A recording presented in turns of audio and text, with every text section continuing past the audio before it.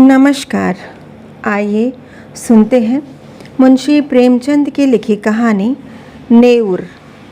कहानी अच्छी लगे तो इसे एक लाइक करिएगा, चैनल पर नए हो तो सब्सक्राइब कर लीजिएगा। तो लीजिए सुनिए कहानी। मौसम का मिजाज बदला हुआ था। बरसात के दिन थे। आकाश में बादल इधर उधर भाग रहे थे, आपस में गले मिल रहे थे। कभी छाया तो कभी चमकती धूप हो रही थी। ऐसा लग रहा था मानो सूरज और बादलों में लड़ाई हो रही हो। वहीं गांव के बाहर कई मजदूर एक खेत में मेड़ बांध रहे थे। सभी पसीने में तर फावड़े से मिट्टी खोदकर मेड़ पर रख रहे थे। वहां मौजूद पानी के कारण मिट्टी नरम हो गई थी। तभी गोबर ने अपनी कानी आंख मटकाकर कहा, अब तो हाथ नहीं चल रहा है भाई, भोजन कर लें। नेउर ने हंसकर कहा, मैं तुमसे पहले काम पर आया था, पहले यह मेड़ बांध लो फिर भोजन करना। इतने में गोबर ने कहा, नेउर दादा, तुमने अपनी जवानी में जितना घी खाया था ना, हमें अब उतना पानी भी नहीं मिलता। नेउर छोटे कद का सांवला, गठीला और फुर्तीला आदमी था। उम्र 50 के ऊपर थी, लेकिन नौजवान उसके बराबर मेहनत करने में हार मान जाते थे। अभी 2-3 साल पहले ही उसने कुश्ती लड़ना छोड़ा था। गोबर, तंबाकू पिए बिना तुमसे कैसे रहा जाता है नेउर दादा? हमें तो रोटी मिले ना मिले, लेकिन तंबाकू बिना हम नहीं जी सकते। दीना, मेहरिया कुछ नहीं करती है, हम तो ऐसी मेहरिया साथ एक दिन न रहें। नेउर, जवानी तो उसके साथ कटी है, अब बुढ़ापे में उससे कोई काम नहीं होता तो भला क्या करें। गोबर, तुमने उसे सिर चढ़ा रखा है, वरना काम क्यों नहीं करेगी? दिन भर मज़े से खाट पर बैठी चिलम पीती रहती है और गांव भर से लड़ती है। तुम ज़रूर बूढ़े हो गए हो, लेकिन वो अब भी जवान ही है। उसी वक्त दीना बोला, जवान औरत क्या उसकी बराबरी करेगी? आज भी सिंदूर, बिंदी, काजल और मेहंदी में उसका मन बसता है। रंगीन धोती और गहनों के बिना हमने तो कभी उसे देखा नहीं। तुम सीधे हो इसलिए निभा रहे हो, नहीं तो गली गली ठोकरें खाती। गोबर, मुझे तो उसके दिखावे पर गुस्सा आता है। काम कुछ न करेगी, लेकिन पहनने खाने को अच्छा ही चाहिए। नेउर, तुम नहीं जानते बेटा, जब वह आई थी तब मेरा हाल ऐसा न था। वह रानी की तरह रहती थी। वक्त बदल गया, लेकिन मन तो अब भी वही है ना।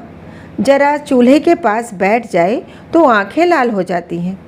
मुझसे तो यह हाल नहीं देखा जाता है। यहाँ से जाकर पानी लाऊंगा और रोटी बनाऊंगा, तब जाकर खाएगी। तुम्हारी तरह अकेला रहता तो तंबाकू की 4 फूंक मारकर और 1 लोटा पानी पीकर सो जाता। जब से बिटिया मरी है तब से वह और सुस्त हो गई है। उसके मन को काफ़ी धक्का लगा है। माँ की ममता तुम नहीं समझोगे बेटा।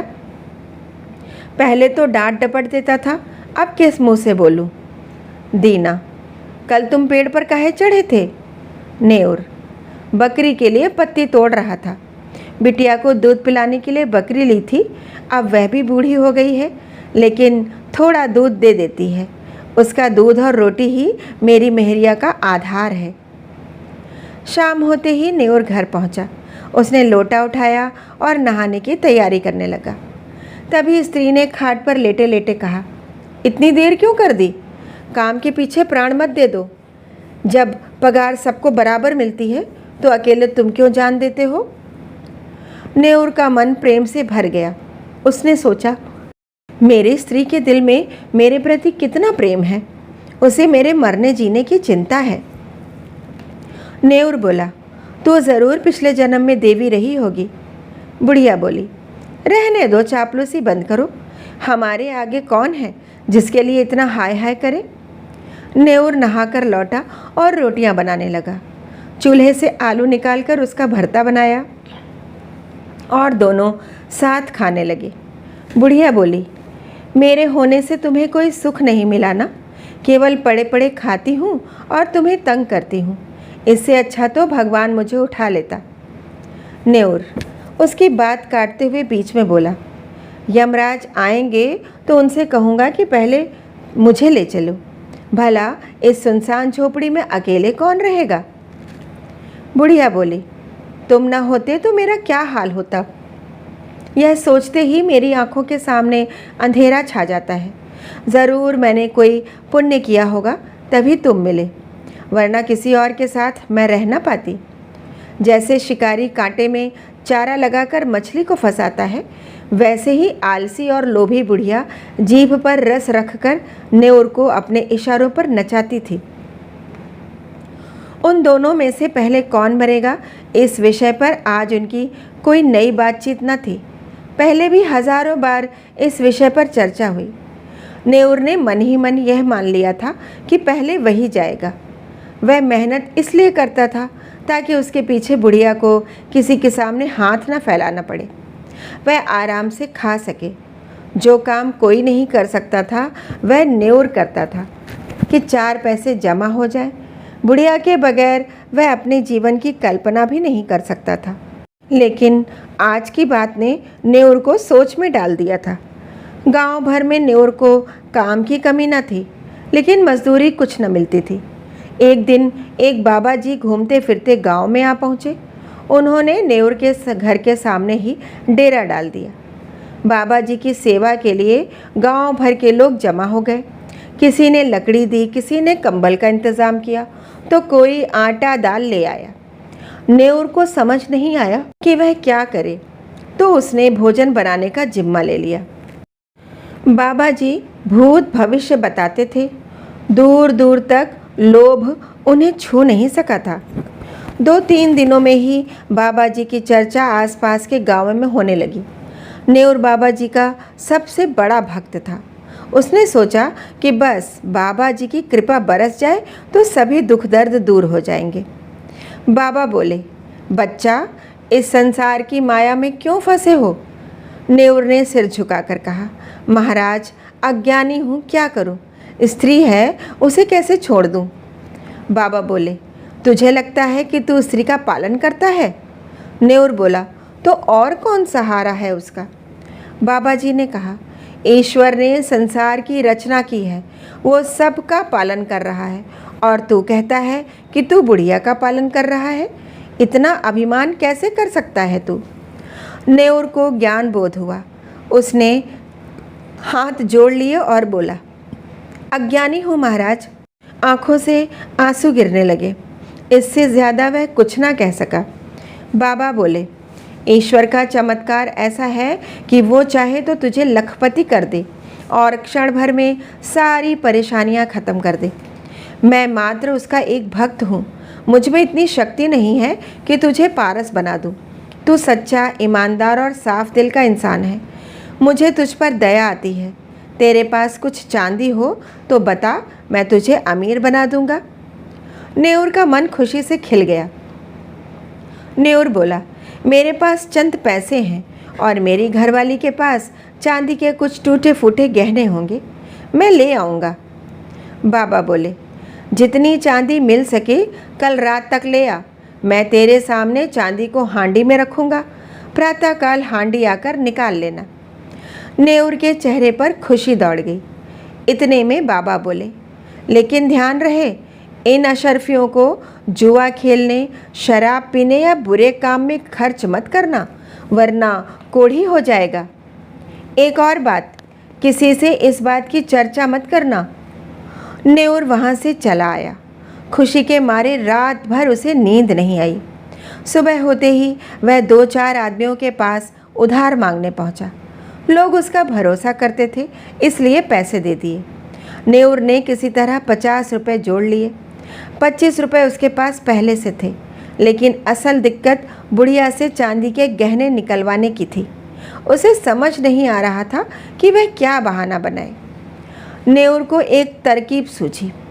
वह बुढ़िया से बोला, तेरे गहने बहुत मैले हो गए हैं, ला मुझे दे। रात भर में खटाई की हांडी में डालकर मैं इसे साफ कर दूंगा। बुढ़िया ने गहने दे दिए।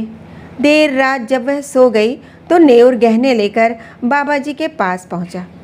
बाबा ने मंत्र पढ़ा और हांडी में गहनों को रखकर नेउर को आशीर्वाद देकर विदा किया। नेउर घर तो लौट आया, लेकिन उसकी नींद गायब थी। वह करवटें बदलता रहा। सुबह तक का इंतज़ार किए बगैर वह अंधेरे में ही बाबा जी के पास पहुंचा। वहां पहुंचते ही उसके पैरों तले जमीन खिसक गई। बाबा जी वहां नहीं थे। नेउर की छाती धक धक करने लगी। वह इधर उधर बाबा को खोजने लगा। हाट, तालाब, सब जगह देखाया, लेकिन बाबा कहीं नहीं मिले। पूरे गांव में बात फैल गई। सब तरह तरह की बातें करने लगे। लोगों को लगा कि बाबा जी नेउर को बड़ा पसंद करते थे, उसे ज़रूर बताकर गए होंगे। नेउर की तलाश करते हुए सभी गांव वाले उसकी झोपड़ी के पास पहुँचे। बुढ़िया बाहर आई। तभी एक ने कहा, नेउर ने मुझसे पैसे उधार लिए थे, कहा था शाम को लौटा दूंगा। बगल में खड़े दूसरे आदमी ने भी यही बात कही।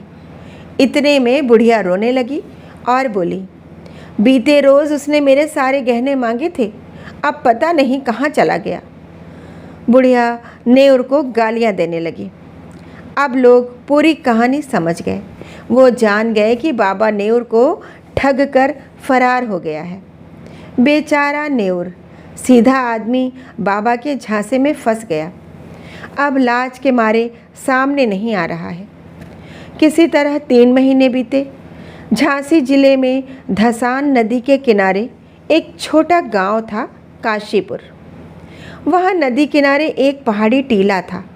एक साधु कई दिनों से वहाँ डेरा जमाए बैठे था। नाटा कद, सांवला रंग और गठीले शरीर का आदमी था।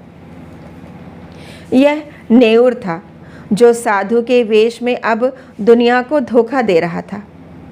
यह वही नेउर था जो कभी मेहनती और ईमानदार हुआ करता था। गांव से दूर नई जगह आने के बाद भी उसे अपना घर, गांव और बुढ़िया बहुत याद आते थे। वह हर रोज़ बस यही सोचता था कि कब वह अपने गांव वापस लौटेगा और खुशी से जीवन बिताएगा। ढोंगी बाबा को याद कर उसका मन दुखी भी होता था। उसका हाल ऐसा था कि अगर अभी वह बाबा को पा जाए तो उन्हें कच्चा ही खा जाए। खैर, यहाँ बाबा बनकर नेउर किसी तरह गुजर बसर कर रहा था। उनके भक्तों में एक सुंदर स्त्री शामिल थी, जिसकी शादीशुदा जिंदगी कुछ ठीक नहीं थी। एक दिन पारिवारिक कलह के बाद वह रूठकर मायके आ गई। तब से उसका पति उसे लेने नहीं आया था। वह स्त्री किसी तरह अपने पति को वश में करना चाहती थी। एक रोज़ उसने बाबा जी को अपनी समस्या बताई। नेउर को जिस शिकार की आस थी वह उसे मिलता दिखाई पड़ रहा था। वह गंभीर आवाज़ में बोला, बेटी, मैं हूँ ना, मुझ पर भरोसा रख। भगवान ने चाहा तो सब अच्छा होगा। स्त्री बोली, मेरे भगवान तो आप ही हो, आप जो बोलोगे वही करूँगी। नेउर मन ही मन खुश हो रहा था। नेउर ने कहा, तेरा काम हो जाएगा, लेकिन इसके लिए तुझे बड़ा अनुष्ठान करना पड़ेगा, जिसमें हज़ारों का खर्च आएगा। उस पर भी तेरा काम सफल होगा या नहीं, यह मैं नहीं बता सकता, क्योंकि सब भगवान के हाथ में है। स्त्री किसी तरह अपने पति को वश में करना चाहती थी, इसलिए वह बाबा जी के चरणों में गिर गई और सोने के गहनों की पोटली उनके सामने रख दी। महीनों से जिस समय का इंतज़ार नेउर कर रहा था वह आ चुका था, लेकिन उसके हाथ पांव कांप रहे थे। उसके अंदर अजीब सी उलझन होने लगी। वह चाहकर भी स्त्री के साथ ठगी नहीं कर पा रहा था। उसके संस्कार उसे इस काम को करने से रोक रहे थे। अंत में नेउर ने रोते हुए कहा, बेटी, यह पोटली ले जाओ। मैं तुम्हारी परीक्षा ले रहा था, तुम्हारी मनोकामना ज़रूर पूरी होगी। इतना कहकर वह वहाँ से उठा और गांव की ओर निकल पड़ा। रास्ते में तालाब देख उसने स्नान किया। तिलक भभूत से उसे घृणा हो रही थी। तकरीबन 8 दिन के लंबे सफ़र के बाद वह गांव पहुंचा। उसे ऐसा लगा मानो वह बेड़ियों से आज़ाद हुआ हो और कोई बड़ी जीत हासिल की हो। उसके पहुंचने की खबर पूरे गांव में आग की तरह फैल गई। कुछ लड़कों ने उसका स्वागत किया और बताया कि दादी तो मर गई। यह सुनते ही नेउर का संसार उजड़ गया। वह कुछ न बोल सका, आंखें भर आईं। वह दौड़ा दौड़ा झोपड़ी में पहुंचा। किवाड़ खुला था। बुढ़िया की चारपाई जस की तस थी। चिल्लम और नारियल भी ज्यों त्यों ऐसे ही धरे हुए थे। इतने में पूरा गांव वहां आ पहुंचा। सवालों की झड़ी लग गई। किसी ने कहा, तुम कहाँ थे नेउर दादा? तुम्हारे जाने के 3 रोज ही बाद दादी चल बसी। दिन रात तुम्हें कोसती और गालियां देती थी। तुम इतने दिन कहाँ रहे? नेउर के पास कोई जवाब न था। वह कुछ न बोल सका। बिल्कुल मौन हो गया, मानो जिंदा लाश। उस दिन के बाद से किसी ने नेउर को हंसते बोलते नहीं देखा। वो न किसी से कुछ कहता और न कुछ मांगता। गांव के बाहर सड़क किनारे वो बैठ जाता है। जो राहगीर दे जाते उसी से अपना गुजारा करता। गांव में प्लेग फैल गया। सब गांव छोड़कर भागने लगे, पर नेउर को किसी चीज़ की परवाह न थी। वह झोपड़ी के बाहर निर्जीव और अचेत पड़ा था। कहानी सुनने के लिए बहुत बहुत धन्यवाद।